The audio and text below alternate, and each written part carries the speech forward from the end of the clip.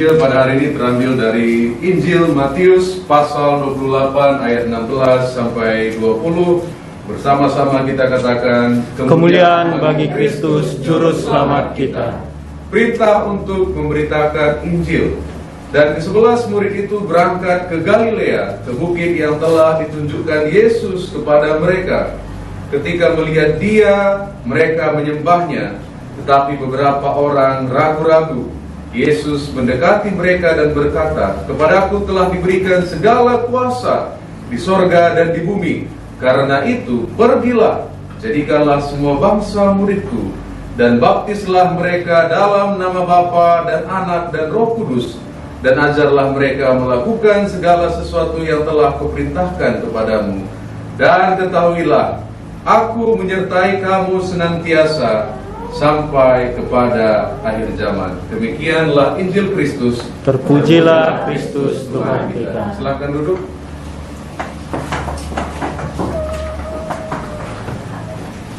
Shalom, selamat pagi untuk kita semua.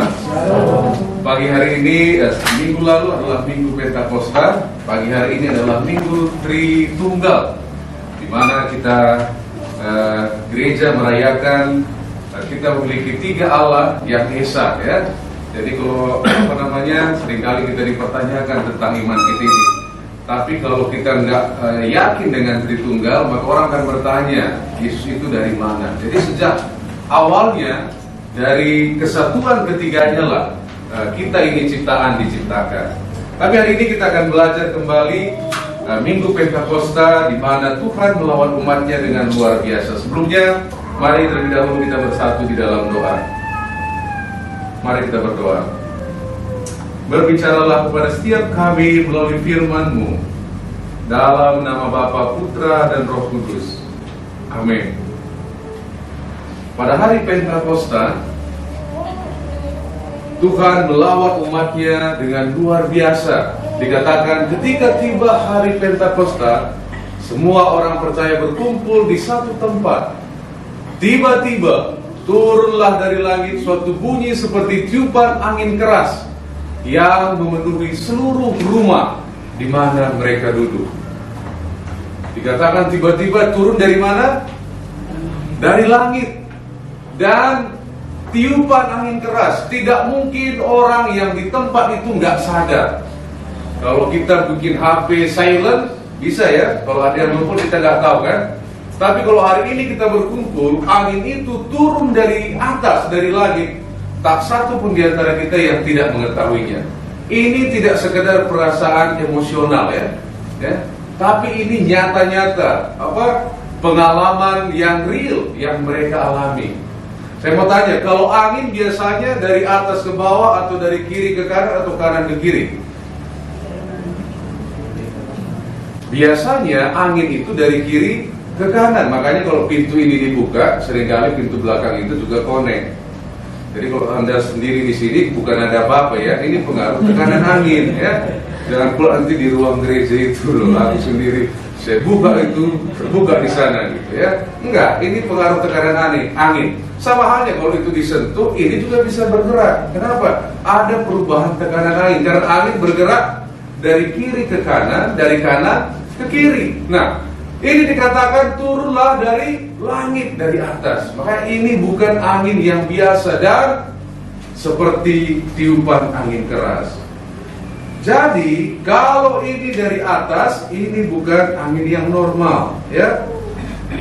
Kalau ini bukan dari kiri atau dari kanan, ini juga tidak berbicara tentang dari pengkhotbah tertentu. Ini juga tidak berbicara kuasa ini dari gereja tertentu yang mengakui gereja diurapi. Ini dari atas. Kalau ini dari kiri atau dari kanan, ini bukan dari seseorang yang mengakui, yang berkata aku memiliki karunia tertentu. Ini kuasa yang dari atas. Dan kita semua perlu pertolongan dari atas, bukan dari antara kita. Jadi kalau ada di luar sana ada flyer ya, kursus dipenuhi Roh Kudus ya, perlu ditanyakan kenapa? Karena ini dikatakan dari mana? Dari atas, bukan dari kiri dan kanan. Nah, dan karena sumbernya dari atas, dari Tuhan, maka pada hari Pentakosta ini sangat powerful. Di ayat 3 dikatakan, next, dan tampaklah kepada mereka lidah-lidah seperti nyala api yang bertebaran dan hinggap pada mereka masing-masing. Yang luar biasanya bukan apinya, ini api kan? Bedanya apa? Api ini tidak perlu makanan untuk menyala. Buktinya apa? Buktinya mereka tidak terbakar. Benar ya? Kalau api ini harus ada makanannya biar dia bertahan. Kalau ini habis, nggak nyala lagi. Seperti pengalaman Musa ketika Tuhan menampakkan diri di semak duri. Bukan masalah semak durinya, tapi apinya tidak membakar semak duri itu. Dan ini sangat luar biasa karena api yang biasa memerlukan makanan, ini tidak memerlukan makanan. Ini kuasa Allah yang luar biasa. Ini misteri Tuhan. Dan pada hari Pentakosta digambarkan ada angin dan ada api. Kalau angin dan api dipadukan, apa yang terjadi? Di Pulau Sumatera dulu sebelum Pak Jokowi seringkali kebakaran hutan. Kalau ada angin tak termatikan api itu. Satu-satunya harapan adalah kalau anginnya beralih arah ke tempat yang tidak ada untuk dibakar. Tapi kalau ada, pemadam kebakaran pun kewalahan. Dan ini yang digambarkan bahwa di hari Pentakosta, hari lahirnya gereja, Tuhan memberikan gambaran angin dan api tak terhentikan. Nah, next di Indonesia, gerakan Pentakosta dibawa oleh 2 orang Amerika keturunan Belanda. Oke, jadi ada baiknya juga Belanda ya, selain menjajah mereka juga bawa gerakan ini di Indonesia tahun 1922 sebagai respon daripada gerakan Pentakosta, gerakan di Azusa Street di Amerika. Nah, keduanya diutus oleh Bethel Temple di Seattle, Amerika Serikat. Dan di Singapura, pembaruan Pentakosta yang disebut pembaruan karismatik terjadi tahun 1970. Dan kita bersyukur, next, gereja ibu kita, katedral ya, St. Andrew Katedral, ini juga gereja yang dipengaruhi oleh gerakan karismatik. Dan banyak sekali pertobatan terjadi di sekolah-sekolah, di tempat kerja, dan orang datang beribadah kepada Tuhan. Mungkin kalau saudara pernah mendengar Pastor Kong Hee, ya, salah satu anak rohani dari Canon James Wong. Siapa Canon James Wong? Kalau saudara selalu lihat di warta, jual ruko di Jalan Siak, dialah yang beli itu. Ya, Canon itu sudah meninggal 2 tahun yang lalu karena sudah 80, hampir 90 tahun umurnya. Jadi gerakan ini begitu nyata sampai di sekolah-sekolah orang bertobat dan lain sebagainya. Itu makanya penginjilan daripada dari St. Andrew ini di Singapura dan kita juga adalah dampaknya begitu berkembang. Pertanyaannya, jika ini pernah terjadi dulu, kira-kira bisa nggak itu terjadi kembali? Bisa ya? Kenapa? Karena ketika Roh Kudus bergerak, sesuatu yang luar biasa terjadi. Namun walaupun kita berdoa, kita tidak bisa mendikte waktunya Tuhan. Kenapa? Karena tadi dikatakan next, di ayat 2 dikatakan tiba-tiba biasanya waktu yang kita tidak duga ya. Tiba-tiba, ketika mereka tidak duga hal itu terjadi. Dan ini bukan tentang metodenya, bukan tentang caranya. Dikatakan tiba-tiba waktu mereka menanti lawatan Allah terjadi. Nah, lawatan itu kita tidak bisa kendalikan, kita tidak bisa dikte, tapi Tuhan memiliki waktu yang terbaik, Kairos. Di bulan Februari tahun ini, di salah satu universitas Kristen di Amerika, Asbury University, nanti bisa dilihat di internet next, terjadi lawatan Tuhan yang luar biasa. Apa yang terjadi? Mereka setelah chapel time, lebih sedikit daripada kita yang hadir pagi hari ini, 7-8 orang chapel mingguan tidak mau berhenti untuk berdoa bersama. Akhirnya ketika mereka tidak mau berhenti, itu lanjut hari kedua, hari ketiga, bahkan sampai 13 hari. Dan orang-orang datang tidak hanya dari Amerika, dari negara lain juga datang. Bahkan dikatakan sampai 50.000 orang datang hadir di sana. Next, orang ngantri, ya, pagi malam mereka bergantian. Next, ini yang terjadi ketika Tuhan melawat umatnya. Ini yang terjadi. Bahkan di luar pun orang datang bersujud kepada Tuhan. Dan saya rindu, kita semuanya rindu. Hal ini juga bisa kita alami. Amin. Nah, pertanyaannya, mengapa Roh Kudus dicurahkan? Mengapa Roh Kudus diutus? Next, apa tujuan Roh Kudus? Tadi kita baca ya, kalau Roh Kudus dicurahkan kamu akan menerima kuasa. Nah, kalau ditanya ya, siapa yang mau menerima Roh Kudus? Tentunya siapa yang tidak mau menerima kuasa, benar ya? Semua kita pengen menerima kuasa. Kenapa? Karena dengan kuasa kita mengendalikan orang lain. Karena dengan kuasa kita memiliki status.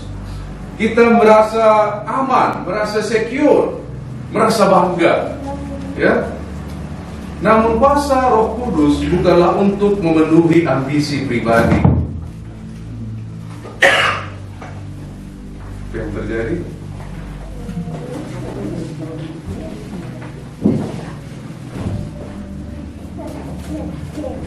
Kuasa Roh Kudus bukan untuk gagah-gagahan sendiri.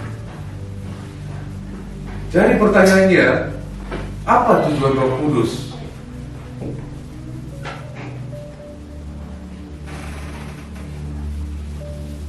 Timothy Keller berkata, agar kita mengerti mengapa Roh Kudus diberikan, kita harus melihat dari sudut pandang Menara Babel. Nah, kita buka Alkitab kita. Buat yang bisa melihat dari handphone mungkin lebih bagus, sambil menunggu listrik kita kembali menyala. Kita buka Kejadian pasal 11.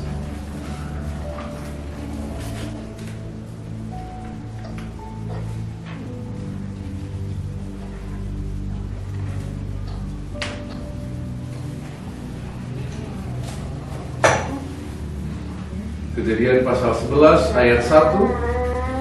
Kalau sudah dapat katakan amin. Amin. Nah, kita baca bersama. Adapun seluruh bumi satu bahasanya dan satu logatnya. Ayat 4. Juga kata mereka, marilah kita dirikan bagi kita sebuah kota dengan sebuah menara yang puncaknya sampai ke langit, dan marilah kita cari nama supaya kita jangan tersesat ke seluruh bumi. Wah, mereka memiliki kuasa dan mereka berkata, wah, kita tak perlu lagi Tuhan, kita bangun aja menara sampai ke langit. Kita bangun agama atas nama kita sendiri, kita menjauh dari Tuhan, kita pun bisa langsung ke langit, gitu kan? Dan apa yang terjadi ketika bahasa mereka satu? Mereka ingin membangun menara untuk nama mereka. Mereka ingin menunjukkan kebanggaan, menunjukkan kesombongan mereka, menunjukkan kehebatan mereka. Apa yang terjadi? Di ayat 7 kita baca bersama, ayat 7 sampai 8. Baiklah kita turun dan mengacau balaukan di sana bahasa mereka, sehingga mereka tidak mengerti lagi bahasa masing-masing. Akhirnya pada waktu itu mereka dikacaukan di Menara Babel. Nah, tadi Timothy Keller berkata, kalau kita ingin mengerti hari Pentakosta, kita harus melihat apa yang terjadi di sana. Kenapa? Karena pada hari Pentakosta, kejadian di Babel dibalikkan. Kutukan yang ada di Babel itu dibalikkan. Ya, di Kisah Para Rasul 2 ayat 5 sampai 6. Oke, kita buka kembali Alkitab kita. Kisah Para Rasul 2 ayat 5 sampai 6.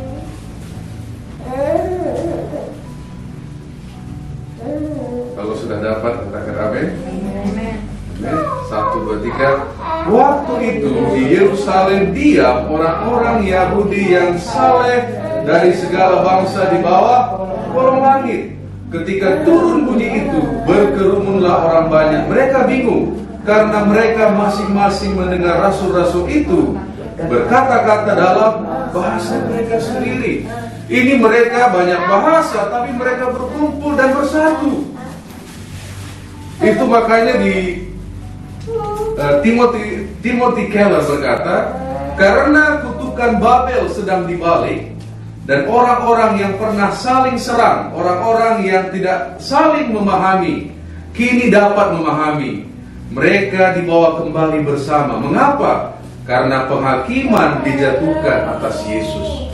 Karena pengorbanan Yesus di kayu salib, ciptaan yang sudah jatuh ke dalam dosa kembali dipulihkan.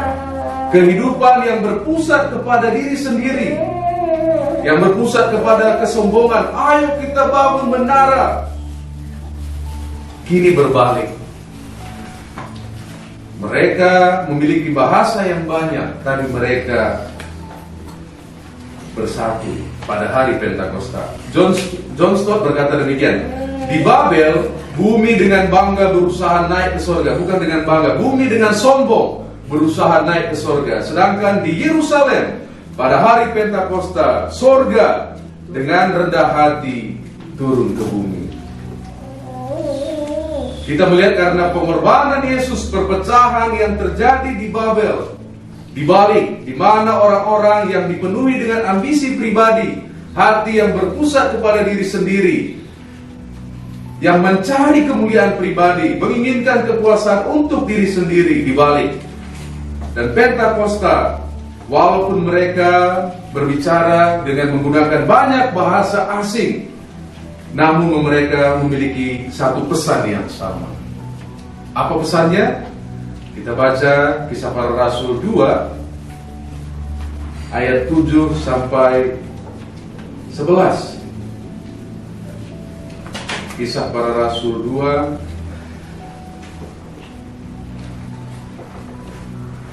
ayat 7 sampai 11. Kalau sudah dapat katakan amin. Kita baca bersama 1, 2, 3. Mereka semua tercengang-cengah dan heran, lalu berkata, bukankah mereka semuanya yang berkata-kata itu orang Galilea? Bagaimana mungkin kita masing-masing mendengar mereka berkata dalam bahasa kita sendiri, yaitu bahasa yang kita pakai di negeri asal kita? Kita orang Partia, Media, Elam, penduduk Mesopotamia, Yudea dan Kapadokia, Pontus dan Asia, Frigia dan Pamfilia, Mesir dan daerah-daerah Libya yang berdekatan dengan Kirene, pendatang-pendatang dari Roma, baik orang Yahudi maupun penganut agama Yahudi, orang Kreta dan orang Arab. Kita mendengar mereka berkata-kata dalam bahasa sendiri tentang, bersama-sama kita katakan, perbuatan besar yang dilakukan Allah. Saat ini mereka tidak lagi berbicara tentang kehebatan diri mereka dan membangun menara, tapi mereka mulai bersama-sama memuliakan Allah. Dipenuhi oleh Roh Kudus artinya kehidupan yang tidak berpusat kepada diri sendiri. Jadi kita melihat dipenuhi Roh Kudus bukan tentang mendapatkan kuasa, bukan untuk mendapatkan kemuliaan pribadi. Oh, aku mau kuasa Roh Kudus biar tampak hebat. Oh, aku mau dipenuhi Roh Kudus agar tampak keren gitu ya. Enggak, pencurahan Roh Kudus terjadi agar pekerjaan Kristus bisa berlanjut. Nah, saya mau tanya, berapa banyak yang percaya memiliki Roh Kudus? Boleh angkat tangannya? Wah, kalau belum yakin ikut kelas konfirmasi ya. Kalau belum yakin. Nah, pagi ini saya mau yakinkan saudara memiliki Roh Kudus. Jadi ada perbedaan antara memiliki Roh Kudus dan dipenuhi Roh Kudus. Di Roma 8 ayat 16 dikatakan, Roh itu bersaksi bersama-sama dengan roh kita bahwa kita adalah anak-anak Allah. Jadi waktu kita menerima Yesus dengan sungguh-sungguh di dalam hati kita, Roh itu bersaksi bahwa kita adalah anak-anak Allah. Di Efesus 1 ayat 13 sampai 14, saya bacakan untuk kita semua. Di dalam Dia kamu juga, karena kamu telah mendengar firman kebenaran, yaitu Injil keselamatanmu. Di dalam Dia kamu juga ketika kamu percaya, dimateraikan dengan Roh Kudus yang dijanjikannya itu. Dan Roh Kudus itu adalah jaminan bagian kita sampai kita memperoleh seluruhnya, yaitu penebusan yang menjadikan kita milik Allah untuk memuji kemuliaannya. Rasul Paulus tegaskan di Roma pasal 8 ayat 9, tetapi jika orang tidak memiliki Roh Kristus, ia bukan milik Kristus. Saya tanya sekali lagi, berapa orang yang memiliki Roh Kudus? Haleluya, haleluya. Nah, jadi apa artinya dipenuhi oleh Roh Kudus? Nah, ini berbeda. Yang pertama tadi sudah terjawab. Yang kedua, apa artinya dipenuhi oleh Roh Kudus? Ketika orang sedang mabuk, apa yang terjadi pada orang itu? Ada yang pernah mabuk?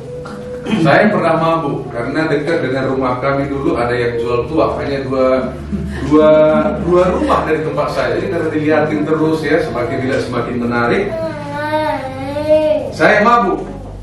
Nah, tuak, alkohol, bir memiliki alkohol yang mempengaruhi kerja otak, sehingga orang mabuk biasanya tidak bisa berjalan normal. Benar ya? Tidak bisa berjalan normal, berkata-kata juga. Kalau kita perhatikan kayak ngawur gitu ya. Kenapa? Karena pengaruh alkohol itu mempengaruhi dirinya. Jadi apa artinya dipenuhi Roh Kudus? Dipenuhi Roh Kudus artinya hidup kita dikendalikan oleh Roh Kudus. Sama seperti ketika kita minum alkohol, hidup kita dikendalikan oleh alkohol. Dan orang mabuk, kontrol itu sudah tidak ada lagi ya, dikendalikan oleh alkohol. Jadi dipenuhi oleh Roh Kudus artinya Anda dan saya menyerahkan kontrol, kendali kepada Tuhan. Dan penyerahan kendali ini tidak boleh hanya terjadi sekali. Oh, dulu saya sudah dipenuhi Roh Kudus 10 tahun yang lalu waktu KKR, pendeta si ini datang ke Medan, gitu kan? Dan setelah itu kita tidak dipenuhi lagi. Tetapi dipenuhi oleh Roh Kudus harus dilakukan setiap hari, setiap waktu, setiap saat secara konsisten. Mengapa? Sama seperti kita naik kendaraan. Ya, bukan masalah kita mengendarainya ugal-ugalan atau apa, kita kendarai juga normal, penuh senyum. Kira-kira bensinnya berkurang nggak? Kita nggak senyum juga, berkurang nggak bensinnya? Berkurang. Makanya kita harus isi kembali. Jadi bukan hal yang magic gitu kan. Memang ya, kita hidup normal juga akan berkurang bensinnya. Demikian halnya. Mungkin waktu kita dipenuhi Roh Kudus, waduh luar biasa gitu, sukacita, ingat kasih bulan-bulan, pengennya ke gereja selalu gitu kan, ada kegiatan, oh yes Lord gitu.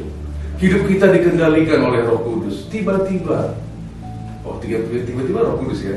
Namun tekanan hidup datang, godaan daging datang, teman-teman lingkungan kita mempengaruhi kita, sehingga kita lupa, akhirnya kita menyerahkan kendali Roh Kudus kepada diri kita sendiri. Itu makanya setiap hari kita harus belajar menyerahkan kendali, kontrol hidup kita kepada Roh Kudus. Berikan kursi supir di hidup kita untuk dipenuhi oleh Roh Kudus. Jadi dipenuhi oleh Roh Kudus artinya menyerahkan kendali hidup kita. Jika kita berkata, aku ingin hidupku satu-satunya ini yang kumiliki ini, ingin memuliakan Tuhan, maka setiap hari kita harus meminta Roh Tuhan memenuhi kita, memimpin hati kita, memimpin pikiran kita. Jikalau hati kita seperti botol aqua ini, ya kan? Kalau dipenuhi oleh air aqua artinya penuh ya, penuh. Tidak ada lagi ruangan untuk yang lain. Kalau kita ingin dipenuhi oleh Roh Kudus, maka tidak ada lagi ruangan untuk yang bukan berasal dari Tuhan. Maka ketakutan akan lompat, dosa menyingkir, kebencian, dusta, gosip, semua kabur. Karena tidak ada ruangan untuk mereka kalau kita dipenuhi oleh Roh Kudus.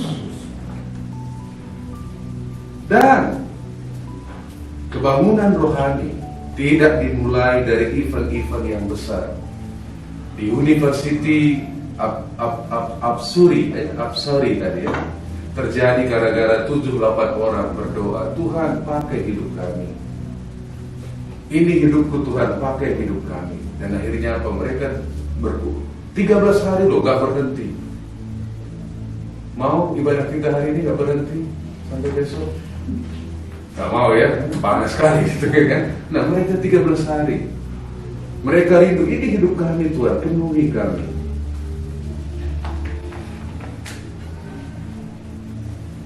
Apa respon orang-orang ketika umat Tuhan menerima lawatan Roh Kudus? Kita baca Kisah Para Rasul 12 ayat 13. Kisah Para Rasul 2 ayat 12 sampai 13.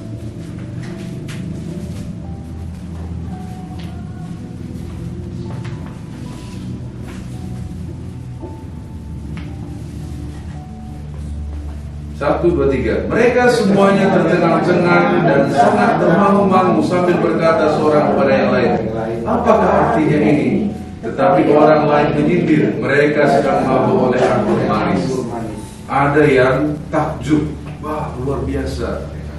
Ada yang, wah mabuk orang ini, mabuk anggur. Kenapa? Karena hidup mereka dikendalikan oleh Roh Tuhan. Pertanyaan saya pagi hari ini, bagaimana respon kita? Maukah kita dipenuhi oleh Roh Kudus? Dipenuhi oleh Roh Kudus artinya kita menyerahkan kendali atas kehidupan kita. Kita menyerahkan hidup kita yang berpusat kepada diri kita sendiri, yang mencari kemuliaannya sendiri. Dan kita menyerahkan kontrol itu kepada Tuhan. Kita memutuskan dalam hati kita untuk menerima Roh Kudus mengendalikan kehidupan kita. Dan setiap hari Roh Tuhan akan memampukan kita untuk semakin berbuah dan semakin sama seperti Kristus. Ingat kakak, kebangunan rohani tidak dimulai dengan event yang besar, tetapi pada orang-orang yang datang kepada Tuhan, yang ingin menyerahkan kendali atas hidupnya. Dan saya ulangi sekali lagi, dipenuhi Roh Kudus artinya memenuhi hati kita, gak ada ruangan lain lagi di sana. Dan jika itu doa kita, maka pagi hari ini mari kita meminta kepada Tuhan. Dan setelah hari ini, besok dan seterusnya, agar hidup kita senantiasa dipenuhi oleh Tuhan. Mari kita bangkit berdiri. Tuhan, kami perlukan Roh-Mu ya Tuhan, untuk menuntun setiap kami. Apapun tantangan yang sedang kami hadapi hari ini ya Tuhan, biarlah Roh-Mu memenuhi setiap pribadi di tempat ini.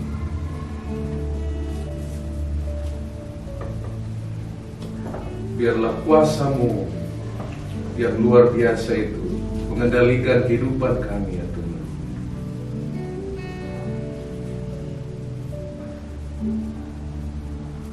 Dan setiap kami boleh mempermuliakan Kau karena perbuatan-perbuatan-Mu yang besar.